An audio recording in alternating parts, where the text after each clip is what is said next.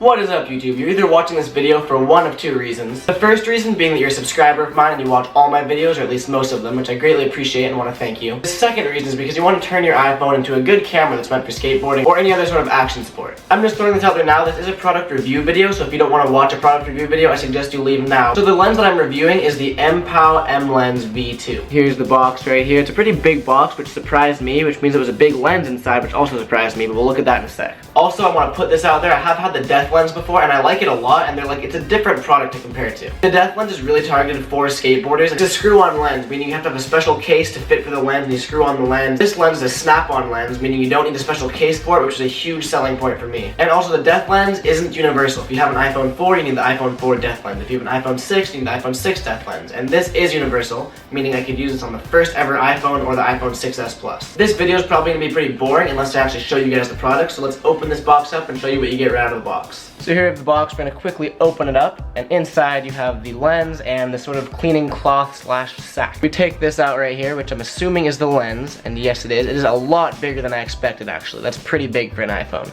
And this I'm assuming is like a carrying sack and sort of cleaning cloth too. And there is something inside it which may be the clip itself. This box is pretty much useless now.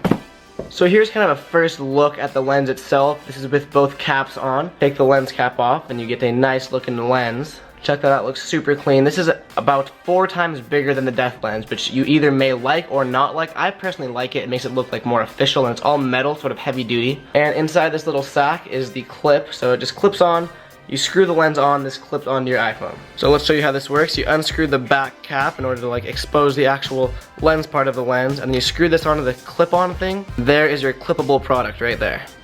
So here is the lens itself. Let's go snap it onto the iPhone and see how it actually looks. Okay guys, so I have the iPhone 6s Plus, which is a very big phone, and I also have an OtterBox case on the phone, which makes it like 8 times thicker. So I'm gonna be surprised if this actually fits over the case, but I will really like that because I hate having to take my case off to put on the lens. So here goes nothing. Let's hope this fits. Just snap it on, align it up, and it actually works. Look at that, it fits perfectly.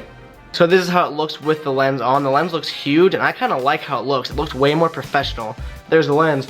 Woo! So now that we know what the lens looks like, let's actually go film some iPhone stuff with it really quick around the house. Alright guys, to give you some perspective, right now you can see about the outlet on the left-hand side and a little more than the edge of the TV without the lens. When you snap the fisheye lens on, you can see far more than just that. Also, if you don't like the way that the black outline looks, you can zoom in a little bit to get rid of that. You can zoom in as much as you want actually, to kind of give you the effect that you want.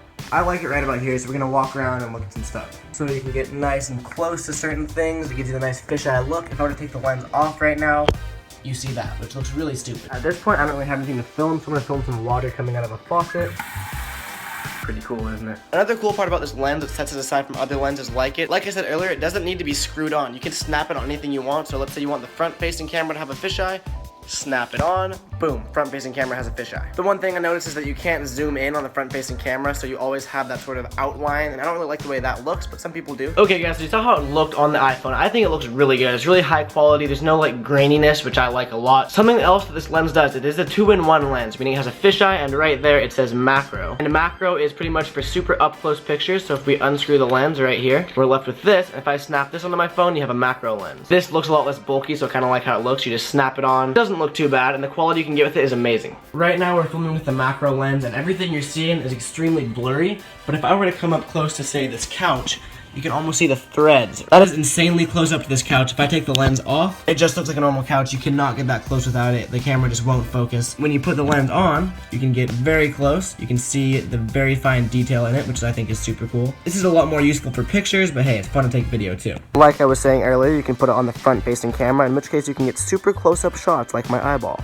I like the macro lens a lot. You can make stuff look really cool. Here's the fisheye itself with the macro lens. You can see the quality of it. Take this off, it really is not the same. You have to be a decent distance away, and it's just not the same crispness. Okay guys, so I'm filming this on the iPhone with the lens on now, and if it weren't raining outside, I would go film some skateboarding, but it is raining, so unfortunately I cannot. But I mean, a fisheye is a fisheye, so you can get the idea of how you could film skating with this. You just aim it low, aim it up at the skater, and it would look really cool. One of the most common questions I get asked is, what is one of the cheapest cameras that I can get for, say, under like $50, under $100, and this is the answer. If you have an iPhone, which the majority of every person on this planet does, buy a fisheye lens for your iPhone. I'm not gonna go say, buy this brand, because that's just not who I am. I'm gonna say, do your research and buy what you wanna buy, but you've seen the the quality of this one. I highly recommend this one. Nothing wrong with Death Lens, nothing wrong with any other fisheye brand, but I'm just reviewing this one in this video. If you do have an iPhone, buying a lens for your iPhone is probably one of the cheapest ways to get higher quality video. It really stands out compared to a normal iPhone shot because when people see fisheye, they do not first think of iPhone. They think of any sort of camera other than an iPhone. Especially with the newer iPhones, it's actually really hard to tell the difference between an iPhone with a fisheye on it compared to a cheap camera with a fisheye on it. I actually used a iPhone with a fisheye clip on it in my street part and no one noticed, so no one knows that until now, but maybe it just released my secret. Anyway, the point I'm getting at is one of the cheapest ways to make your iPhone into a decent camera, buy a lens for your iPhone. If you don't have an iPhone, there's other ways you can get cheap cameras, which I'll talk about that in a different video, but in this video, mainly just reviewing this lens and talking about how you can really turn your iPhone into like a powerful skateboarding or any action sport filming device. So again, huge thank you to MPOW for hooking it up with this lens. I'm actually going to film a full skate video once it stops raining, and I'll post that later as like a full review video of this lens. In the meantime, I hope this sort of got you some details of how it works, how it looks, and if you had any questions, feel free to leave them in the comment section. I'll do my best to reply. I really want to emphasize the fact that you don't need a super high quality camera to start filming skate videos. I'm sure the majority of you are watching this video on an iPhone, which just goes to show the fact that you already have an iPhone. Invest in a lens like this one, go out and film some skateboarding, and no one will know the difference. If you like this video, please click the like button. Like I said, I will be posting a full skate video with this lens, so it's not just a talking video. I want to actually incorporate skating in the next one too. Subscribe if you're not already. I post daily videos, so I will see you guys tomorrow for a new video.